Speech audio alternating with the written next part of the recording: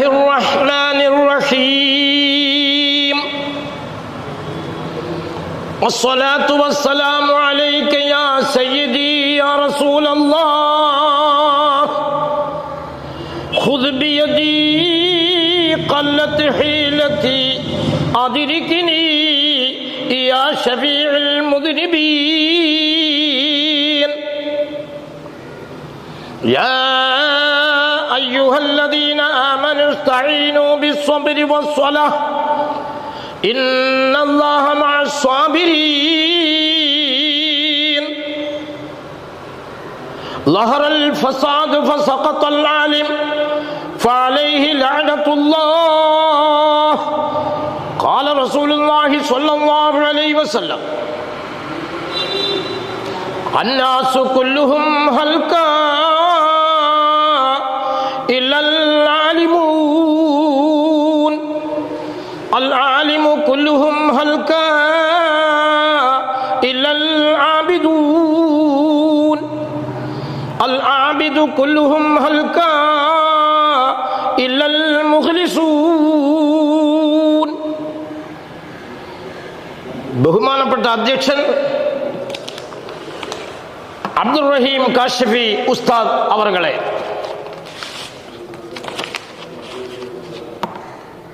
സ്വാഗതം പറയുന്നതിന് സ്വാഗതം പറഞ്ഞ ബഹുമാനപ്പെട്ട ഷാജഹാൻ മന്നാനി ഉസ്താദ് അവറുകളെ, പഠന ക്ലാസ് നടത്തുന്നതിന് ആഗ്രഹിച്ചിരിക്കുന്ന ബഹുമാനപ്പെട്ട നിസാമുദ്ദീൻ മന്നാനി ഉസ്താദ് അവറുകളെ, അലവൻസ് വിതരണം ചെയ്യുന്നതിന് സിറാജുദ്ദീൻ മൗലവി ക്ഷേമനിധി കൺവീനർ അവറുകളെ,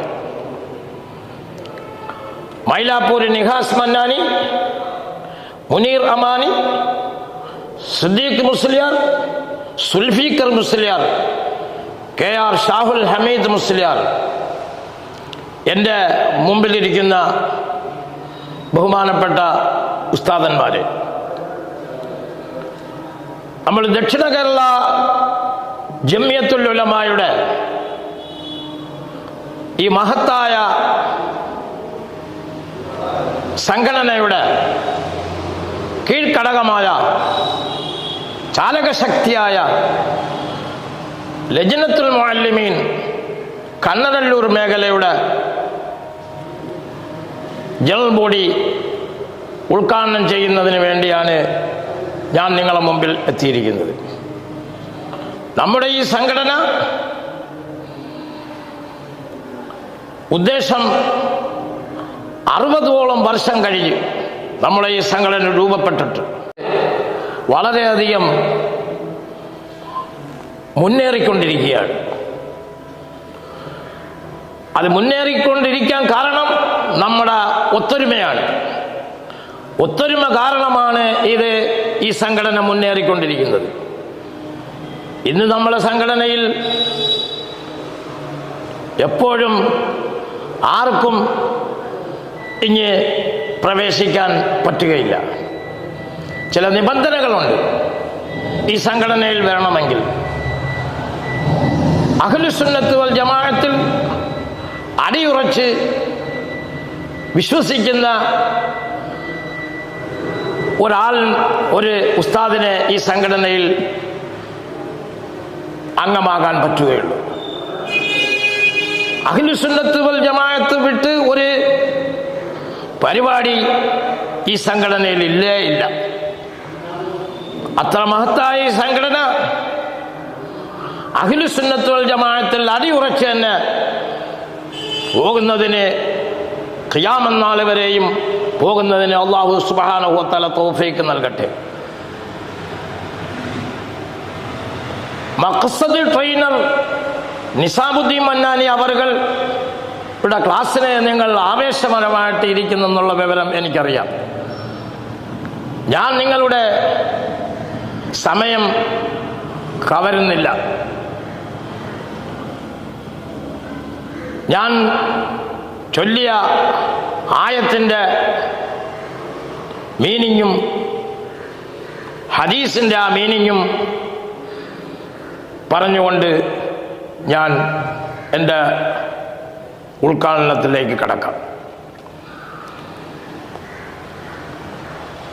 യാ അയ്യുഹല്ലദീന ആമനു, അല്ലയോ സത്യവിശ്വാസികളെ, ഇസ്തഈനു, നിങ്ങൾ സഹായം തേടുവീൻ, ബിസ്സബ്രി, ക്ഷമ കൊണ്ടും, വസ്സലാത്തി, നമസ്കാരം കൊണ്ടും.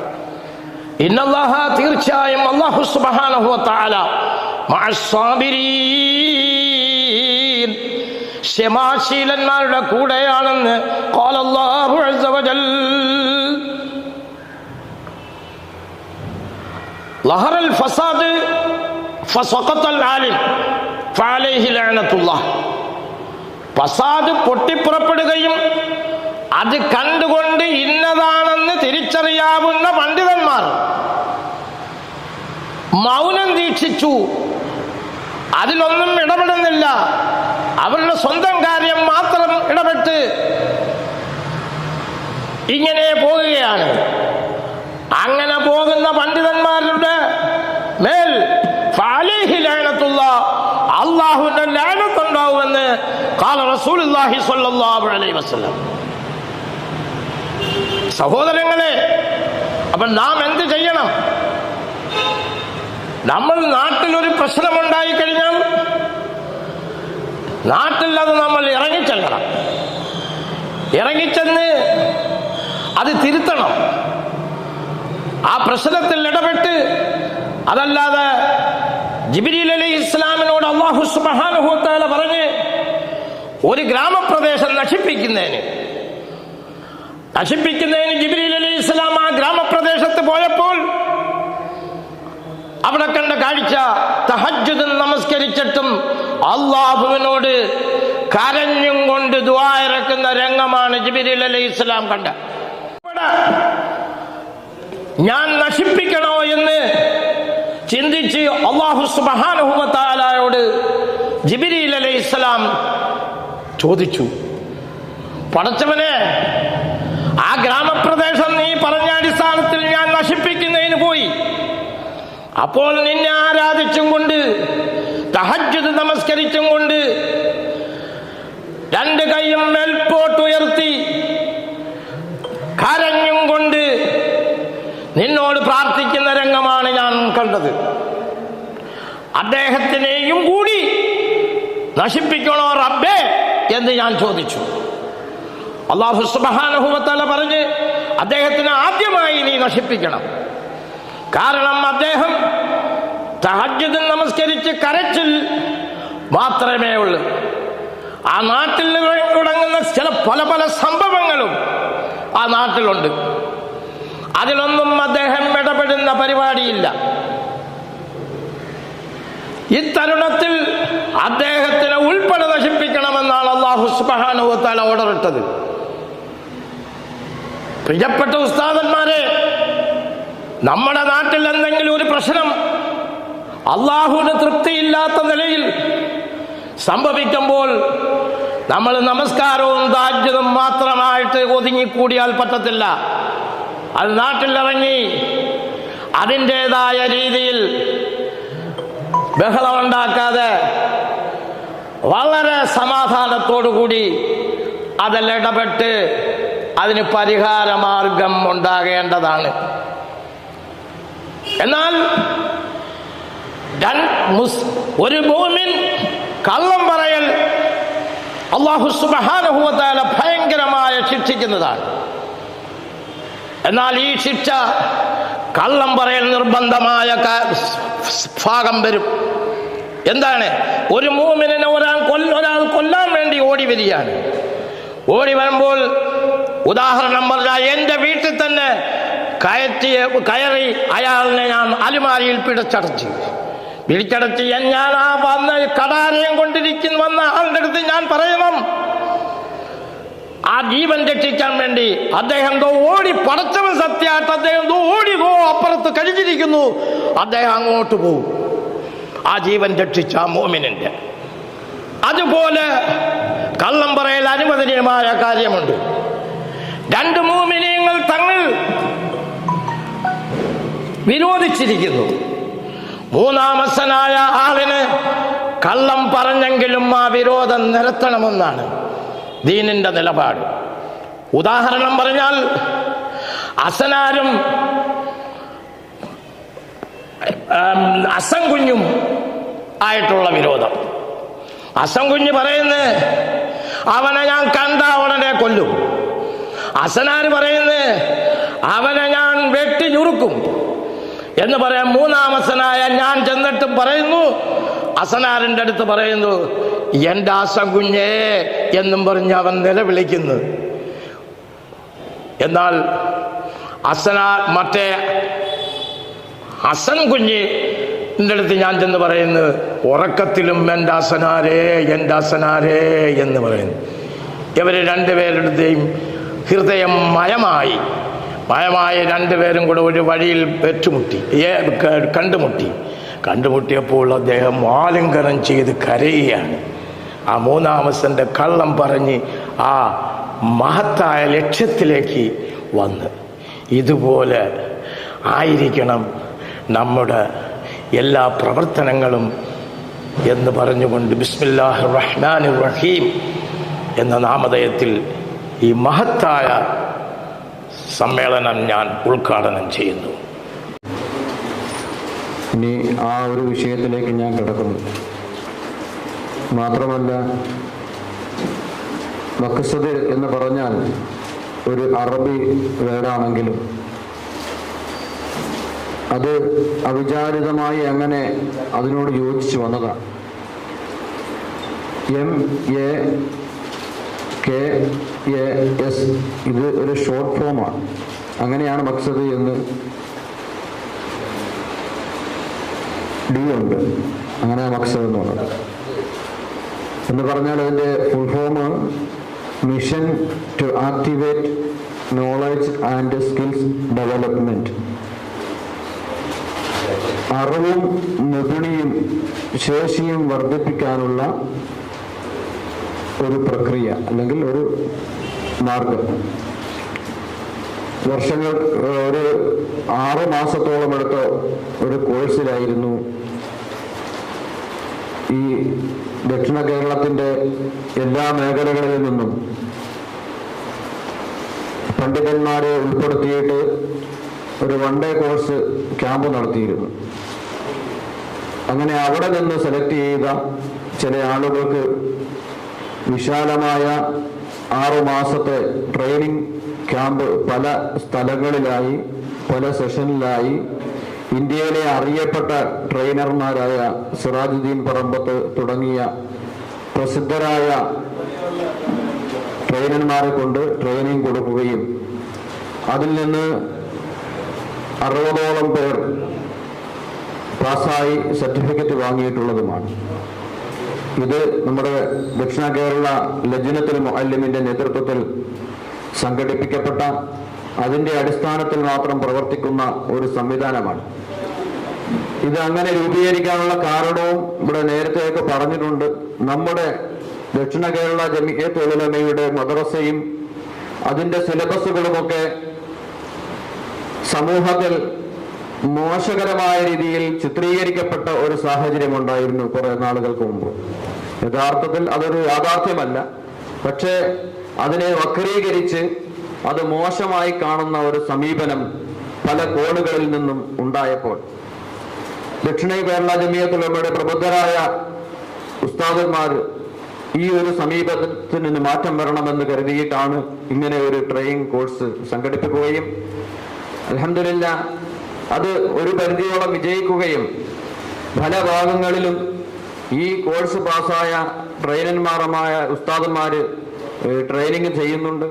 ആ മേഖലകളിൽ വളരെ മികവ് പുലർത്തിയവരുണ്ട്. ഞാൻ ഈ ഭാഗത്ത് ഈ രംഗത്ത് ഇവിടെ തുടക്കമാണ്. ട്രെയിനിങ് കഴിഞ്ഞിട്ട് അതിൻ്റെ മേഖലയിൽ ഞാൻ ഇങ്ങനെ കൂടുതൽ ബന്ധപ്പെട്ടിട്ടില്ല. അപ്പോൾ അത് ഒരു പരിമിതിയാണ്. എങ്കിലും ഇൻഷാ അല്ലാഹ് ഞാൻ അതിൻ്റെ പരിമിതികളിൽ നിന്നുകൊണ്ട് ഞാൻ പഠിച്ച കാര്യങ്ങൾ ഞാൻ നിങ്ങൾക്ക് പകർന്നു തരാം. എങ്കിലും അതെല്ലാം നമ്മൾ മനസ്സിലാക്കിയ കാര്യങ്ങളാണ്. അതൊരു വ്യത്യസ്തമായ തലത്തിൽ പറയുന്നു എന്ന് മാത്രമേ ഉള്ളൂ. കളിൽ ഞാൻ അവർക്ക് പഠിപ്പിച്ചു കൊടുക്കുകയും ചെയ്തു എന്ന് ആ ഗുരുവിനോട് പറഞ്ഞപ്പോൾ ഗുരു പുഞ്ചിരിക്കുകയാണ്. ഇതിന്റെ ആത്യന്തികമായ സാരം നാം പുതിയ കാര്യങ്ങൾ പഠിക്കുകയും പഠിച്ചത് പ്രാവർത്തികമാക്കുകയും മറ്റുള്ള കാര്യങ്ങൾ ഹിക്മത്തിലൂടെ മനസ്സിലാക്കുകയും അവരെ പകർന്നു കൊടുക്കുകയും ചെയ്യണം. ഒരിക്കലും ഒരു ഉസ്താദിനോട് സാന്ദർഭികമായി ഞാൻ പറയുകയാണ്, ഉസ്താദ് പഠിപ്പിച്ചുകൊണ്ടിരുന്ന ഒരു കുട്ടി ചോദിച്ചു, ഉസ്താദെ, നമ്മളെല്ലാം ഒരു സാധനം വെള്ളത്തിലിട്ടാൽ എന്ത് സംഭവിക്കും? ഒരു സാധനം, ഭാരമുള്ളൊരു സാധനം വെള്ളത്തിയിട്ട്, 1 രൂപ നാണയം വെള്ളത്തിയിട്ട് എന്ത് സംഭവിക്കും? താന്നു പോകും. അപ്പോ കുട്ടി ചോദിച്ച്, ടൺ കണക്കിന് ഭാരമുള്ള കപ്പൽ വെള്ളത്തിൽ കിടക്കും, അതെന്താ താന്നു പോകാത്ത? അപ്പൊ അങ്ങനെ ഉസ്താദിനൊരു സംശയം, അത് കൊള്ളാമല്ലോ, സംഗതി നമ്മൾ ഇതുവരെ ചിന്തിച്ചിട്ടില്ലല്ലേ, സംഗതി എന്താ താന്നു പോകുന്നില്ല. അപ്പൊ ഉസ്താദ് ആലോചിച്ചു, സംഗതി ഉസ്താദിന് ഇതിന്റെ ഉത്തരം മനസ്സിലാവുന്നില്ല. സാറിന് പിരീഡ് അവിടെ നീ സിലബസിലുള്ളത് പഠിച്ചാൽ മതി, അത് ചോദിച്ചാൽ മതി, നീ ഇതൊന്നും ആവശ്യമില്ലാതെന്ന് ചോദിക്കണ്ട. അപ്പം പഴയ തലമുറയല്ലല്ലോ, പുതിയ തലമുറയാണ്. ആ ഉസ്താദിന് അതിനറിയാത്തതുകൊണ്ട് പണി പാളി. അങ്ങനെ എന്ത് ചെയ്തു, എന്നാ ഞാൻ ചോദിച്ചിട്ട് തിരക്കിയിട്ട് പറയാമെന്ന് പറഞ്ഞു. ഉസ്താദ് എന്ന് സഹപ്രവർത്തകരോടൊക്കെ തിരക്കി. സഹപ്രവർത്തകർ അന്നേരം അത് ചിന്തിക്കുന്നു, അവർക്കത് മനസ്സിലാവുന്നില്ല. പിന്നെ സദർ ഉസ്താദിന്റെ അടുത്ത് വിളിച്ച് പലരോടും തിരക്കി. അപ്പൊ സദർ സാർ അന്നേരം ആലോചിക്കുന്നു. സദർ സാർ പറഞ്ഞ്, അത് പണ്ട് അങ്ങനെ തന്നെ വെള്ളത്തിൽ ഇങ്ങനെ പൊങ്ങി കിടക്കും, അങ്ങനെ തന്നെ. അപ്പൊ ഇപ്പോഴും അങ്ങനെ തന്നെ നടക്കുന്നത്. അപ്പൊ ആ ഒരു ടെക്നോളജി പോരാ നമുക്ക്. അപ്പൊ എന്നാലും എന്തുമായിരിക്കും സംഗതി, ഇവിടെ കപ്പലിങ്ങനെ പൊങ്ങി കിടക്കുന്നു, മുങ്ങുന്നില്ലല്ലോ. ഷേപ്പ് അതൊരു ഒരു ശാസ്ത്രീയ വശമുണ്ട്.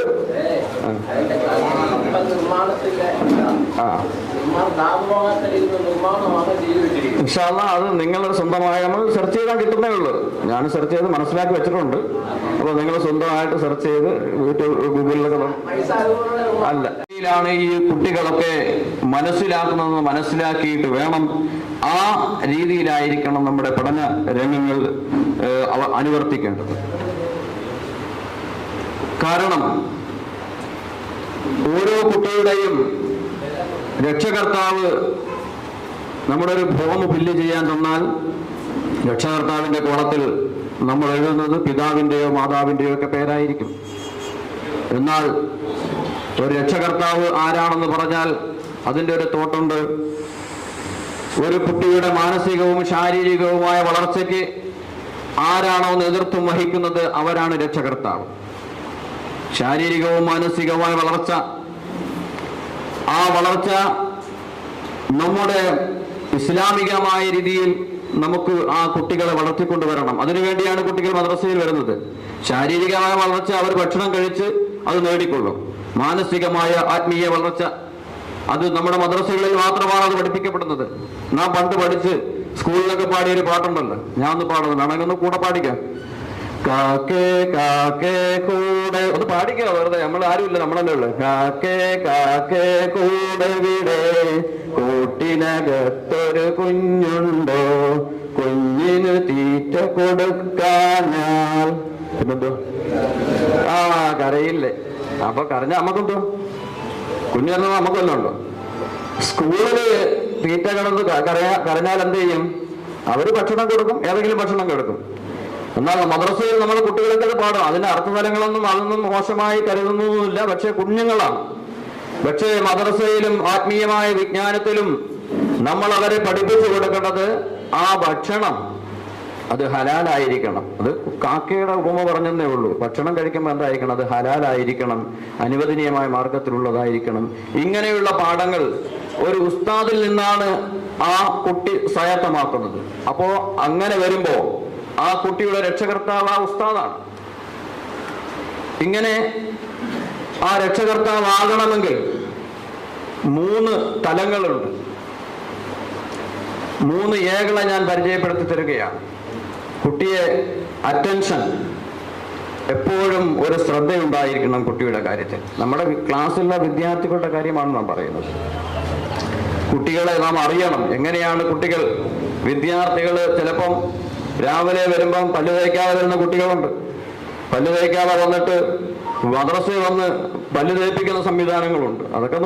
അതൊന്നും തിരുത്തണം.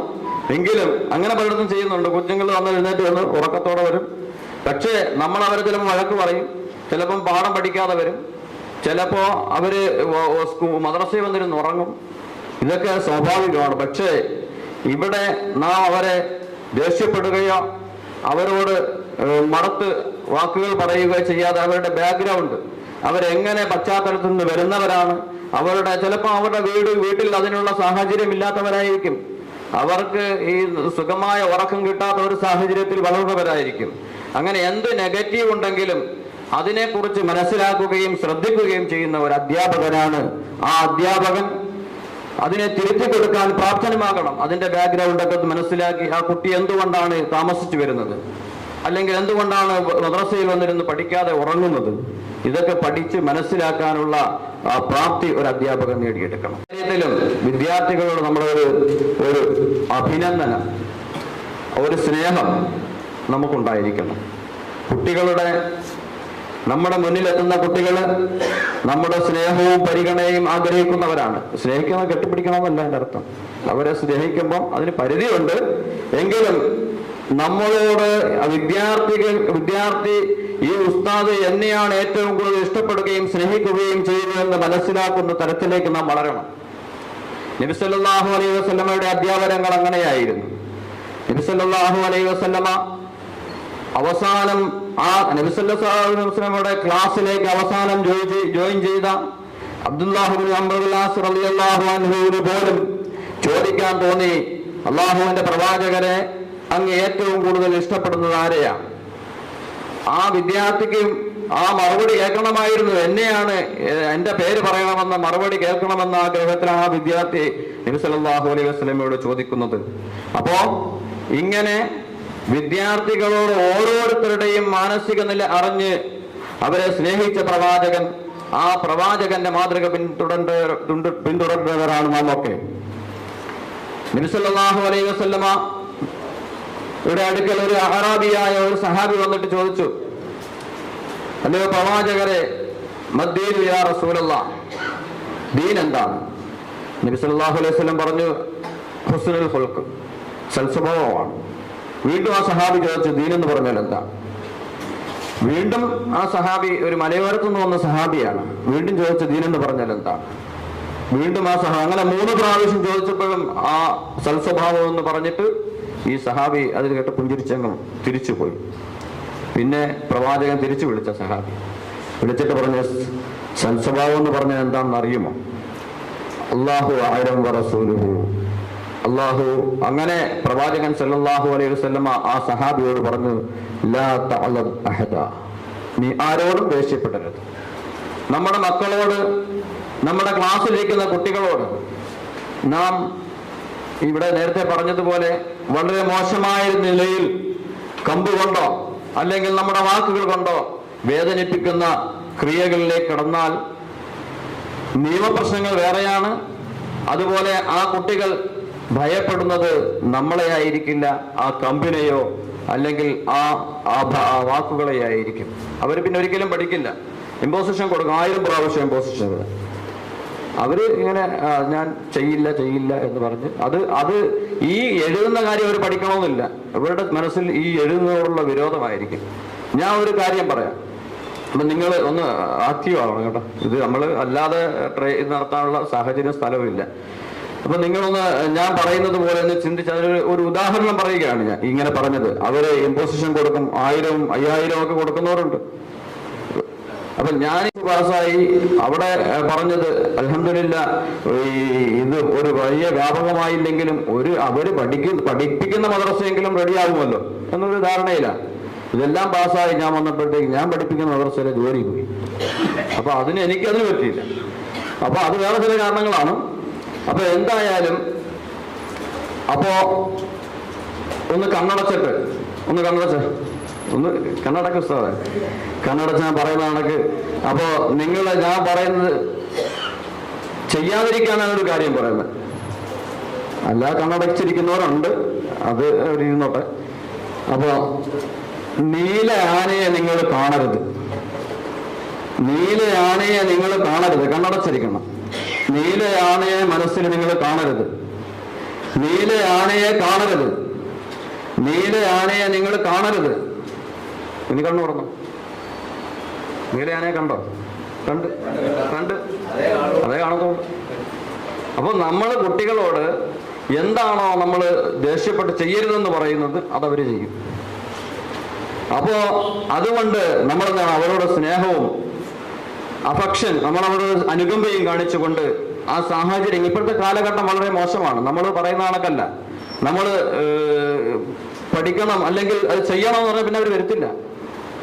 അത് രക്ഷകർത്താക്കൾ പഠിക്കുന്നില്ല. അപ്പോൾ കുറെ നയങ്ങളും കളികളും സ്നേഹവും സമീപനങ്ങളിലും കൂടെ നമുക്ക് അവരെ വളർത്തിയെടുക്കാൻ പറ്റും. ഈ ഒരു സംവിധാനം അല്ലെങ്കിൽ നിന്നുപോയാൽ വേറെ ഒരു സമൂഹം ഇതിലേക്ക് കടന്നു വരും. അവര് നമ്മുടെ കുട്ടികളെ റാഞ്ചിക്കൊണ്ടുപോകാൻ നിൽക്കുന്നവരാണ്. വേറെ സംഘടനാപരമായും രാഷ്ട്രീയപരമായും ഈ നിരീക്ഷിതവാദത്തിലേക്ക് നമ്മുടെ കുട്ടികൾ ഇങ്ങനെ കടന്നുപോയിക്കൊണ്ടിരിക്കുന്നു. ആ ഒരു സംവിധാനം മാറണമെങ്കിൽ നമ്മൾ മാതൃകാ അധ്യാപകരായി മാറണം. നമ്മുടെ കുട്ടികളുടെ അതുപോലെ മൂന്നാമത്തെ, ഞാൻ രക്ഷകർത്താവാണ്, നമ്മുടെ കുട്ടികളുടെ രക്ഷകർത്താവാണ് ഉസ്താദ് എന്ന് പറഞ്ഞതിന് മൂന്നാമത്തെ ഒരു സംവിധാനം അഭിനന്ദനമാണ്. നാം നമ്മുടെ കുട്ടികൾക്ക് ഉണ്ടാകുന്ന നല്ലതുപോലെ പഠിക്കുന്ന കുട്ടികൾ, അല്ലെങ്കിൽ നമ്മൾ പറയുന്നത് പോലെ വർക്ക് ചെയ്യുന്ന കുട്ടികൾ, അവർക്കൊരു അഭിനന്ദനം. ആ കൊള്ളാം, ഒരു പടം വരച്ചാൽ നമ്മൾ എന്ത് ചെയ്യും? ബുക്കിൽ പടം വരച്ചാൽ, എന്നാൾ ഞാൻ നോക്കിയപ്പോൾ ഒരു ഉസ്താദ്, ഒരു കുട്ടി എന്റെ പടം വരച്ചു താടിയൊക്കെ വെച്ചിട്ട് ഈ മദ്രസയില്. അപ്പൊ മറ്റു കുട്ടികൾ പറഞ്ഞാൽ ആ ഉസ്താദിന്റെ പടം വരച്ചെന്ന്. എന്നെ പോലെ ഒന്നുമില്ല, താടിയും കണ്ണാടിയൊക്കെ ഉണ്ട്. അപ്പൊ അതില് നമ്മൾ കാണുമ്പം പിടിച്ചടി കൊടുക്കാനോ അവരെ ചീത്ത പറയാനോ നിന്നാൽ നല്ലതുപോലെ കഴിവുള്ളവരായിരിക്കും ചിലപ്പോൾ. അപ്പോ അതുപോലെ നല്ലതുപോലെ പഠിക്കുന്ന വിദ്യാർത്ഥിയാണെങ്കിൽ അവർക്കൊരു അഭിനന്ദനം കൊടുക്കണം. ഞാൻ എൻ്റെ ക്ലാസ്സിലും നമ്മുടെ ട്രെയിനിങ്ങിന്റെ കോഴ്സിലുമൊക്കെ പരിചയപ്പെട്ട ഒരു സംവിധാനമുണ്ട്. ഒരു കുട്ടി ദിവസേന എല്ലാ ദിവസവും വരുന്ന കുട്ടി, അല്ലെങ്കിൽ എല്ലാം പാഠവും നല്ലതുപോലെ പഠിക്കുന്ന കുട്ടി, ടെസ്റ്റ് നടത്തുമ്പോൾ ചോദ്യങ്ങൾക്ക് ഉത്തരം പറയുന്ന കുട്ടികൾക്ക് ഓരോ പോയിന്റ് കാർഡ് കൊടുക്കും. അവരത് സൂക്ഷിക്കും. അതിന് ഒരു കാർഡിന് 10 പോയിന്റാണ്. അങ്ങനെ അത് വെച്ചിട്ട് മാസാവസാനം ഒരു ചെറിയ സമ്മാനം അവർക്ക് നൽകും. അപ്പോൾ അത് ആ കുട്ടിക്കും പ്രയോജനമാണ്. അത് കണ്ട് മറ്റുള്ള കുട്ടികൾക്കും അത് പഠിക്കാനൊരു കാരണമായി മാറും. അപ്പൊ നമ്മൾ ആരെയും കഴിവ് കുറച്ച് കാണേണ്ട കാര്യമില്ല. കുട്ടികൾ, നമ്മുടെ മുന്നിലെത്തുന്ന കുട്ടികൾക്കൊക്കെ കഴിവുകളുണ്ട്. അത് വ്യത്യസ്തമായ തലത്തിലായിരിക്കുമെന്നാണ്.